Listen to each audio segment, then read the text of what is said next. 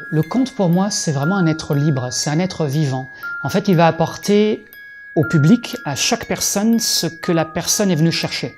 Pour certaines personnes, ce sera en effet, ils vont voir que l'art, comment je bouge, comment je parle, comment, voilà, si j'ai mis un décor énorme, si j'ai pas mis de décor. Pour d'autres personnes, ce sera en effet thérapeutique. On peut aller en maison de retraite et ça va vraiment aider les personnes âgées, par exemple. En prison, c'est encore différent, quand je vais raconter là-bas. Mais pour moi, je laisse faire le conte.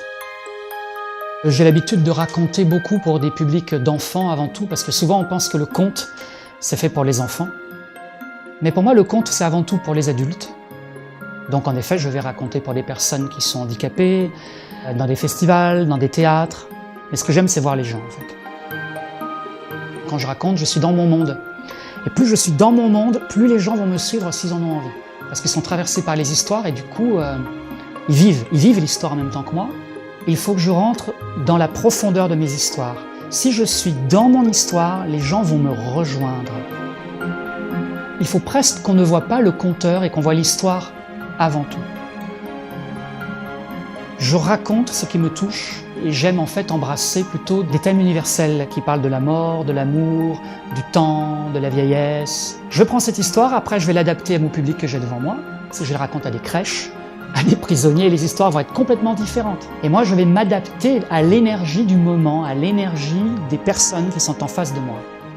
Donc je vais me retrouver parfois à être complètement fou sur scène et à bouger dans tous les sens, à rire même, à gesticuler, à utiliser beaucoup le théâtre. Alors j'utilise aussi beaucoup mes mains, j'utilise aussi beaucoup mon corps, je chante et je m'appuie souvent avec un tambour, avec une guimbarde, mais le son sera toujours au service de l'histoire. Et à certains moments, je vais être assis, ne plus bouger, fermer mes yeux et rentrer à l'intérieur de moi. Et il y a ce rendu visuel, il y a une mise en scène, mais surtout les gens me disent à chaque fois, voilà, on a vu, il y avait besoin de rien quand tu racontes, tu as une chaise, une voix et c'est suffisant. Et bien souvent les gens viennent me voir et ils ne me disent pas forcément bravo, ils me disent par contre merci. Pas forcément merci à David, merci aux histoires. Souvent les enfants se remettent à lire, souvent les prisonniers vont découvrir des livres, vont ouvrir des livres après les séances. Les personnes qui sont autistes ou voire aveugles, quand j'ai raconté à des personnes qui sont aveugles, on voit qu'elles dansent sur leur chaise, on voit qu'elles ouvrent les yeux d'une autre manière avec les histoires et les contes.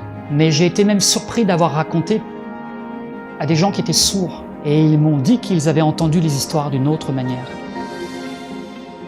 Le conte est un grand voyageur, mais il n'a pas de pays, il n'a pas de frontières, il n'a pas de couleur. Sa seule source, c'est le cœur.